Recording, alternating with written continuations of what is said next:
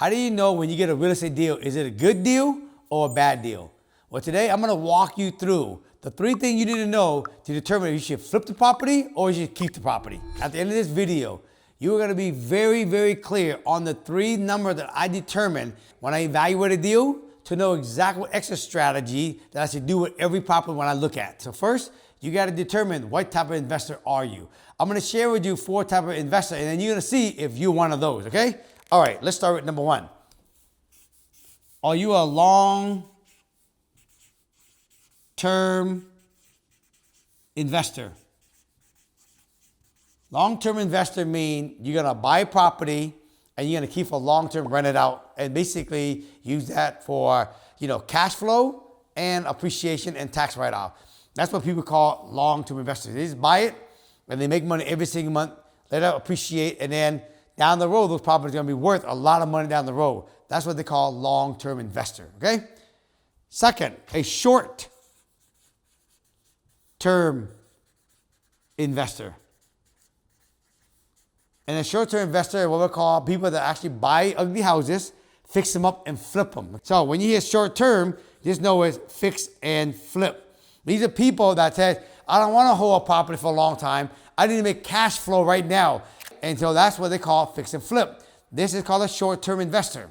Now, I do both. I do short-term. If the deal don't make sense for long-term, I use this to make more money. And when I do find me a good deal, I keep for long-term. Now, if you're not a short-term investor, are you what I call a wholesaler?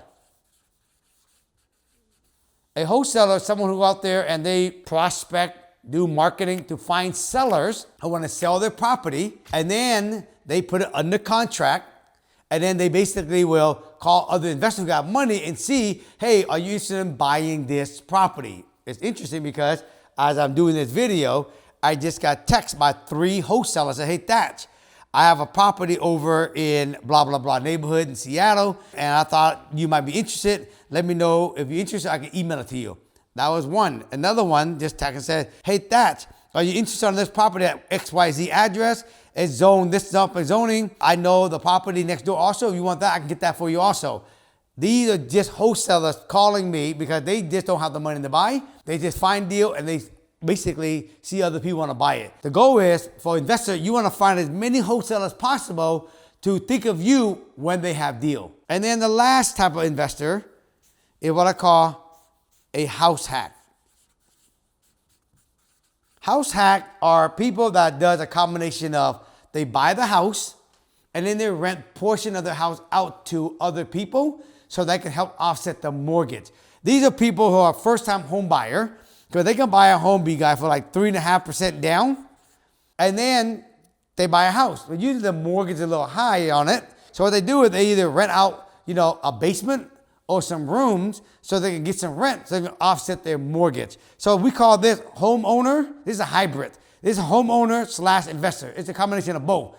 But this is great. This is for people who starting out, they want to own real estate. They have very little cash, they house hack. Wholesaler are people, again, don't have cash. They just want to find deal and just wholesale off. People here don't have money to buy and hold. They just do fix and flip to make cash. Hopefully each one of these people, when they make money, when they find good property for a long run, keep it as rentals, they can build net worth down the road, have tax write-off. This is the ultimate goal you want to be at long term. So now you know your lane. You know what type of investor you are. But it doesn't matter what type of investor you are, you got to know these 3 things to determine if this is a good deal or is it a bad deal. The first thing is you need to know every time you find a property, you got to ask the owner, how much do you want for the property? You need to know purchase price. You always got to ask the owner, what do you want for it? And if the owner don't give you a price, ask them, how am I supposed to buy the property if I don't know what you're asking for it? Another way you can ask for it is there a number you won't go below in selling your property? Otherwise, you don't get that number, you just keep it. So you need a purchase price because you need this to help determine value, okay? If it's a good deal or bad deal. Once you know this, if you buy a turnkey, if they want that price, let's say the guy said, I want $500,000. If the market value for a turnkey in there is $500,000, you got market value, great. You can determine you want to buy it. It's not a good deal or bad deal, you just bought market value. If the owner says, I want $500,000 for this turnkey house, You did the research, you find out home is selling for $600,000 in the area. That's a no-brainer. It's worth $600,000. Owners willing to sell it for $500,000. That's a good deal. But when you find a property that is a fixer, how do you determine? And you need two other factors to determine if it's a good deal or bad deal. First, you need purchase price. The second thing you need is you need to know what's the rehab cost. You need to know what does it cost to rehab this property. Okay, this is high level. Once you know what the rehab cost is, the third thing you need, and again, this is high level, you need to know what the ARV is. ARV stands for after repair value. This is paper napkin, real brainer. Someone says to me, Thach, I want $500,000 for my property. Great. I go look at the property. I figure it costs $200,000, $300,000 to rehab. Let's call it $300,000. 500 plus 300, 800,000. And I check and I know that the ARV is worth $1 million.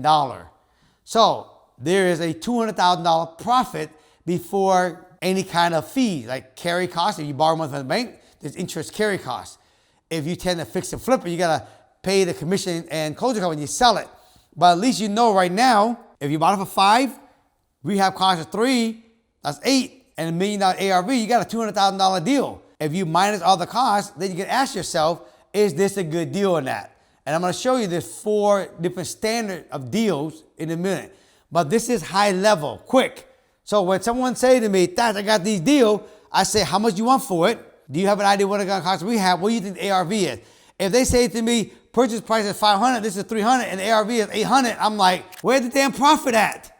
And I'm just gonna not even bother even doing the research. It's just wasting my time. But they say all in is $800, and this is $1 million, 1.1, 1.2, 1.3. It's a no-brainer. Get it under contract, get a feasibility on it, and then start doing more in depth and calculating all of the other fees that come along with it. But this is high level thing you need to know. Purchase price, rehab, ARV. So now when you run the number, you got $200,000, let's just call it net profit for easy calculations that we're talking. But if you have to mind interest carry cost, it's less. But just say net bottom line after interest carry cost, every $200,000. Then you gotta ask yourself, what do I do with this property? What's the exit strategy? I'm gonna give you 4 different exit strategy and some number or percentage to think about, okay? Exit strategy number 1 is the best of the best. This is what I call a BRRRR. Buy it as a fixer, rehab it, rent it out, refi, repeat the process. When you buy a property as a fixer and then you rehab it and you spike the ARV, what I like to see is ideally 25% in margin. I'm gonna show you what I mean by that in a minute. If it is a 25% margin, you should keep this as a rental, especially if it's cash flow. If it don't meet the 25% margin, the next best thing is a flip deal, 15 to 20% in margin. So after you calculate it, you got 200 grand and it comes out to 15 to 20% margin, it's a little too tight, I just fix and flip it. The third exit strategy is wholesale the deal. I like to see maybe 10, maybe 15%, but you gotta have to decide yourself. You get 50%, you might fix and flip it. Anything less than 50%, wholesale it. So if the margin's too tight, instead of taking the risk and fix and flip for 3, 4, 5, 6 months, wholesale deal, take the cash and run. If it ain't 15% and less, if you're an agent, just offer to list the property for the owner. I'm sorry, Mrs. Owner, this property here, for what you want from what it costs to rehab, you know, there's not gonna be a lot of people that are gonna buy this product because the margin is just way too tight.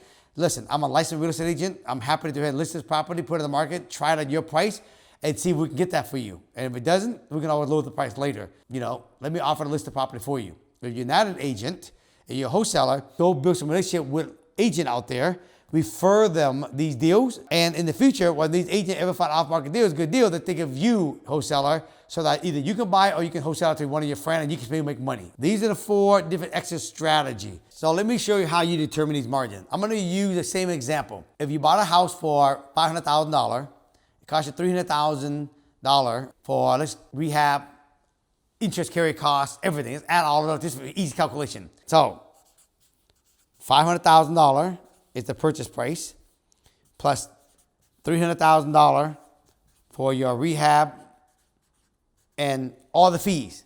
That means you are in it for $800,000, all in. Make sense? If the ARV is worth $1 million, that means you have a net profit of $200,000. Make sense? That's a net profit. In this calculation, I'm saying $300,000, rehab costs, interest carry costs, everything. So you have a net profit of $200,000. If you take $200,000, you divide it by 1.1 million, that's a 20% margin deal. And this is the type of deal where you go see it's not 25%. You should just fix and flip it, take the money and run. If this is 20, 21, 22, 23, 25 and higher, you can burn it, keep it as a rental property, especially if it's cash flow. So when someone said to me, Thach, what if it's 21 to 25? It's your preference. I bought property where it was 21, 22, 23. It didn't hit 25%. I still kept it as a rental. The reason why I use this 25% is because when you ever buy a property and you spike the ARV, let's say $1 million, the bank always will refinance a property at 75% loan to value. 75% of $1 million is $750,000.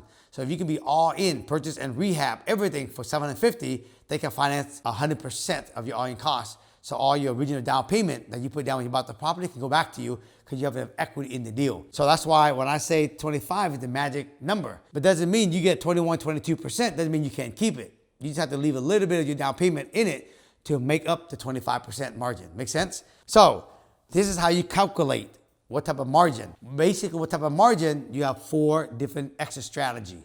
Make sense? Let's talk about mistake. I see so many investors come in here and they make mistake on 2 things, okay? The first thing they make mistake on is ARV, the after repair value. They don't spend enough time studying their market to find out what's a 3-bedroom, 1-bath, 1,000 square foot that's already clean, been remodeled recently, actually worth. They're so busy out there wholesaling, or a flipper that stay focused on just one market and get a deal in a whole other market. They didn't spend enough time in that market to actually do ARV to find out what the after repair value is.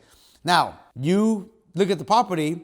If you think ARV is high, you're gonna pay more for purchase price. If you think ARV is low, you're gonna always pay less for the property. And if you're off on ARV, you either can be negative or you can lose money or you never buy a deal. So I noticed that a lot of people never spend enough time studying their market to really know ARV. The second mistake I noticed they make is rehab costs. I see so many new investors that come in this game. Oh yeah, it costs, $80 a foot to rehab this house. Oh yeah, it only costs $300 a square foot to build a brand new ADU. And the problem is they don't run the whole evaluation from A to Z. First of all, they'll go get a contractor. It's a one-man in a pickup truck. And that guy right there is basically always trying to find the cheapest framer, cheapest painter. And they quote you, yeah, it's gonna cost $70 to rehab this house, but it should be like $100. You get so excited and you go hire him. Come to find out he couldn't get, $70 a square foot framer because the guy's backed up with 3 other projects and he's gonna have to wait a whole 6 months. So what happened? He go hire somebody that does $85 a square foot framing. And all of a sudden he go use him and he get a bill for more money. Then he say to you, sorry, Mr. Investor, but the framing, it costs a little more. I'm gonna actually have to charge you a little more for it. And you're like, damn. But next thing you know, same thing happened with painter, finishing.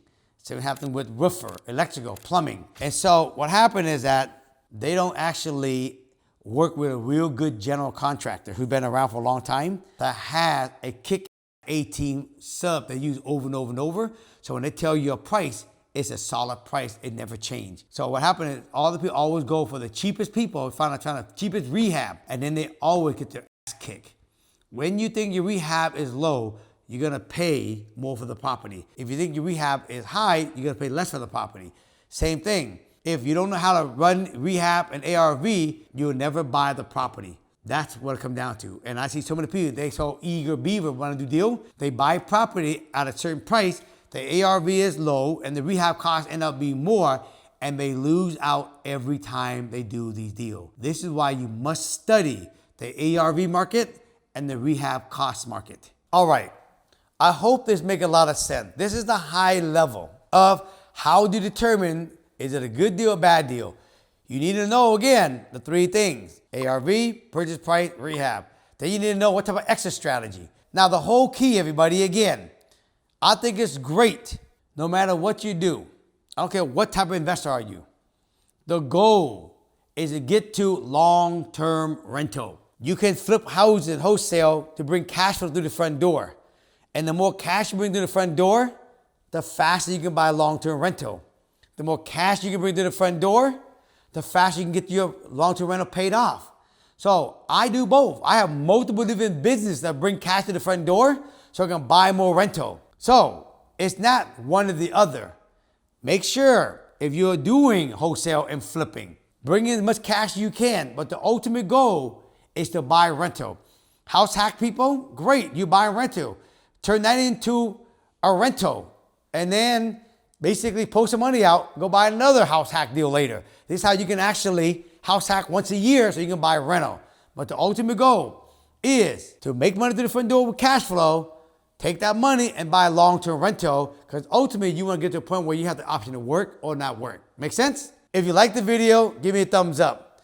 If you guys have any question about what I just talked about today, leave it in the comment. Is there any other topic you want me to discuss? Leave it in a comment. We can discuss. I can make more video on that. Other than that, don't forget, subscribe to the channel. Share this with your friend. We want to hit 1 million subscribers before the end of the year, all right? Have an awesome day. Peace.